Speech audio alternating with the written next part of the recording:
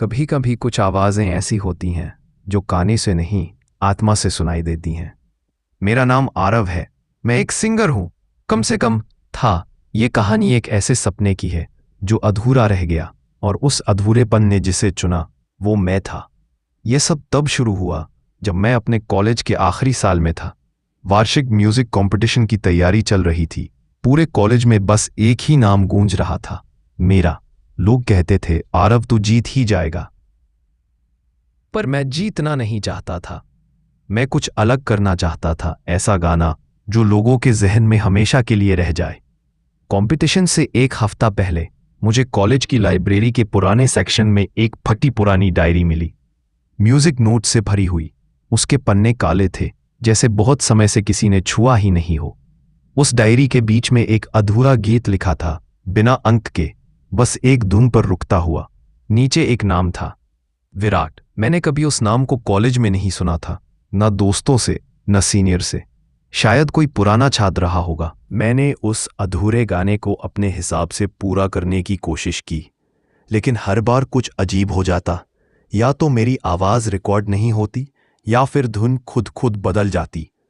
एक रात जब मैं अपने कमरे में अभ्यास कर रहा था तो माइक से अजीब सी गूंज निकली, जैसे कोई और भी साथ में गा रहा हो। मैंने हेडफोन उतारा, कोई नहीं था, लेकिन माइक की बत्ती जल रही थी और वो धीमे धीमे गर्म हो रहा था। मैंने तुरंत सिस्टम बंद किया, लेकिन मेरे रिकॉर्डर की स्क्रीन पर एक फाइल सेव हो चुकी थी। नाम था विराट 13। मैंने फाइल प्ले की। उसमें मेरी ही आवाज थी, लेकिन गाने की अंतिम पंक्ति किसी और की थी, मैं लौटूंगा तुझ में। मैंने वो फाइल डिलीट कर दी, पर अगली रात वो फिर आ गई। अब मैं डरा नहीं था, मैं जिज्ञासु हो गया था।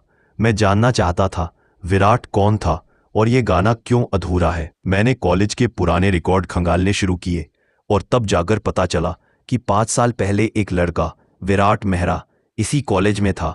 म्यूजिक डिपार्टमेंट का सबसे होनहार स्टूडेंट। हर कंपटीशन में हिस्सा लेता, पर एक भी नहीं जीतता। लोग कहते हैं उसकी धुनें इतनी अलग थीं कि जज समझ ही नहीं पाते थे। कंपटीशन के दिन उसने एक नया गाना गाया, लेकिन लोग हंसने लगे और जजों ने उसे अयोग्य घोषित कर दिया। उसी रात म्यूजिक हॉल के पीछे बने स्टोर रूम में उसकी लाश मिली। गले में तार लिपटा था और सामने रखा था उसका माइक, जिससे एक अधूरी रिकॉर्डिंग अब भी बज रही थी।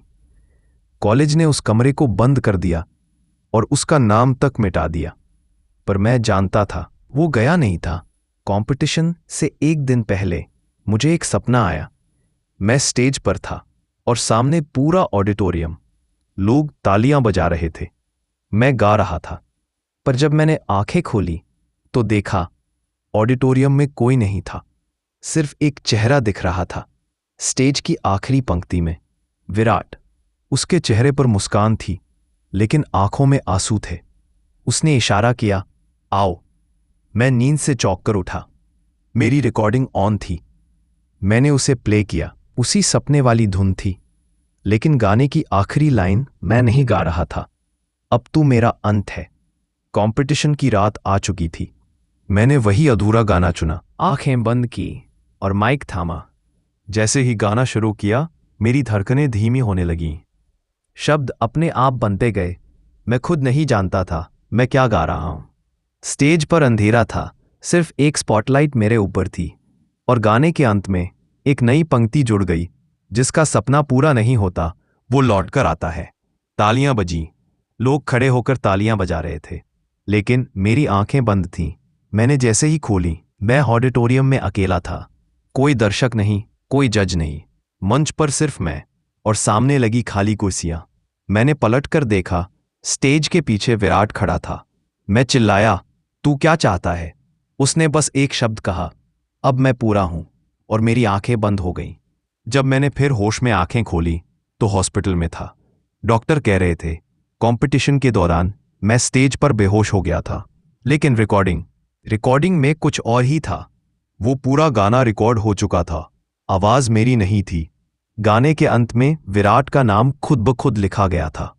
अब जब भी मैं और जब रिकॉर्डिंग प्ले करता हूं तो विराट गाता है। वो गाना अब इंटरनेट पर वायरल हो गया है। लोग कहते हैं ये गायक कौन है, पर कोई जवाब नहीं। मैं बस सुनता हूं हर रोज वही आवाज, जिसका सपना पूरा नहीं होता वो लौट कर आता है।